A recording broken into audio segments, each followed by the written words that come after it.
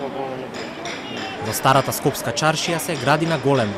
Мајсторите качени на скелиња заваруваат железа. Одоздола на банер има слика како ќе изгледа објектот кој што го градат на местото на поранешна менада. Но станува збор за заштитена зона. Таму не смее да има градежни работи без целиот процес да го помине филтерот на државните институции кои што се грижат за културното наследство, какво што е чаршијата. Затоа побаравме став од управата за заштита на културно наследство. Како инвеститорот има дозвола да гради ако објектот не е според стандардите за заштитена зона. Инвеститорот погреши и ја плати глобата. Го упативме во градскиот конзерваторски центар. Таму ќе ги добие насоките како треба да изгледа проектот во заштитена целина, како што е старата скопска чаршија.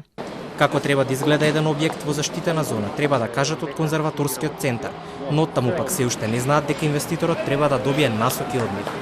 За ова немаме информации, постапуваме согласно законот, но ние бевме на увид, направивме фотографии и документите се доставени до управата за заштита на културното наследство.